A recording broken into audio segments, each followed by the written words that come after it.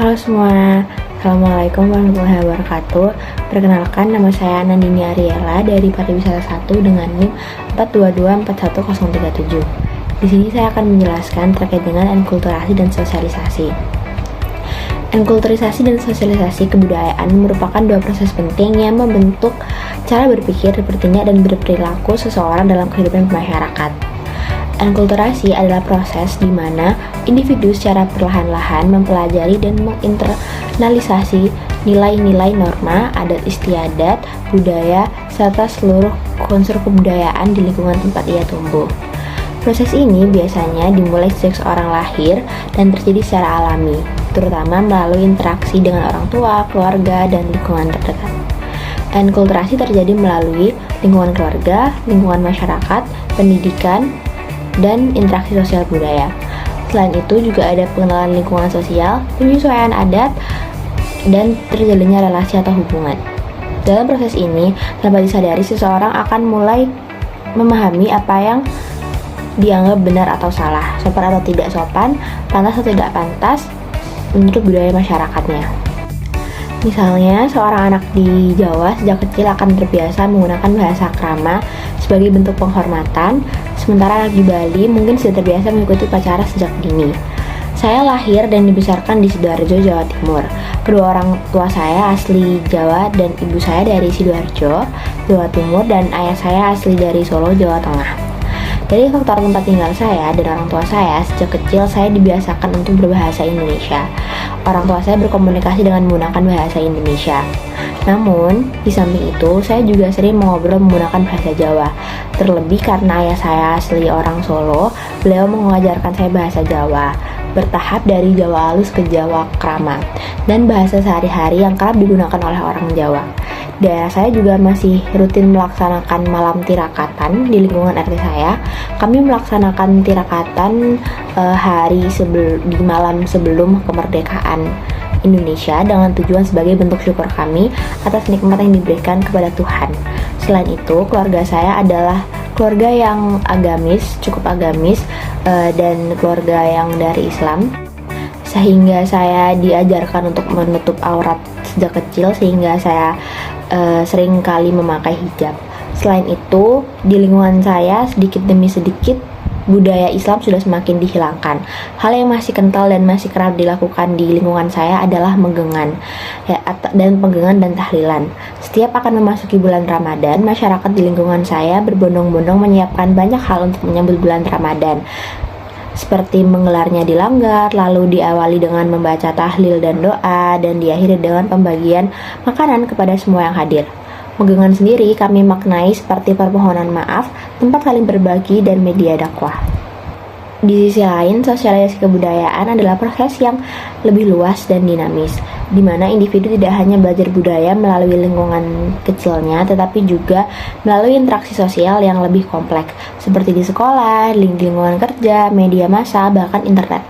Sosialisasi mencakup pembelajaran tentang peran sosial, aturan yang berlaku, serta bagaimana berperilaku sesuai harapan masyarakat. Melalui sosialisasi, seseorang belajar menjadi bagian dari masyarakat yang lebih besar dan beragam, sehingga ia mampu beradaptasi dan berkontribusi dalam kehidupan sosial.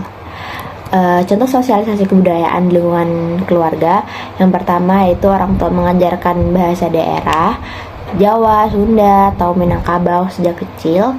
Lalu ada pengenalan tradisi keluarga seperti adat pernikahan, upacara kelahiran, atau tradisi makan-makan di hari besar. Yang ketiga, mencerminkan cerita rakyat atau dongeng daerah seperti Malin Kundang, Timun Mas, atau Si Kancil.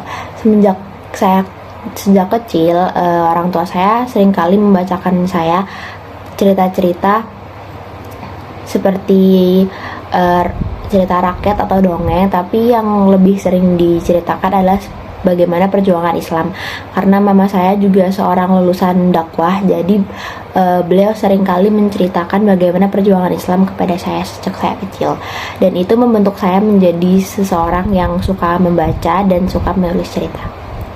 Lalu contoh sosialisasi kebudayaan di sekolah, yaitu sosialisasi formal seperti pelajaran seni budaya, ekstrakurikuler kesenian daerah, lalu juga ada perayaan hari besar nasional atau lokal.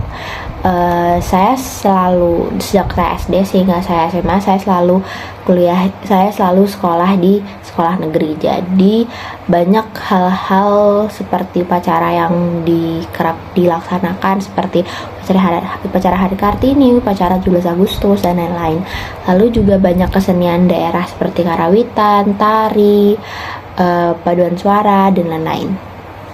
Lalu contoh sosialisasi kebudayaan melalui media sosial dan teknologi seperti konten TikTok dan YouTube yang menampilkan tarian tradisional atau kuliner di suatu daerah.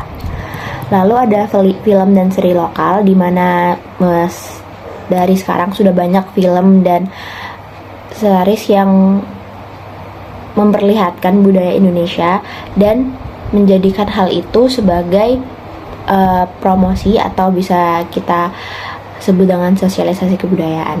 Lalu ada podcast budaya di mana pembahasan yang dibawa seperti adat istiadat Nusantara, filosofi dan sejarah-sejarah kerajaan lokal. Lalu contoh sosialisasi di kebudayaan di masyarakat seperti ada festival budaya daerah, gotong royong sebagai budaya lokal dan pagelaran seni budaya. Contoh sosialisasi kebudayaan dalam agama dan adat ada upacara adat yang dinilai spiritual, lalu tradisi ziarah-ziarah kubur menjelang Ramadan atau Idul Fitri, yang ini dimana masih kerap dilakukan oleh keluarga saya dan dilakukan rutin setiap sebelum bulan Ramadan, biasanya di hari Kamis sebelum Ramadan dan di saat Idul Fitri.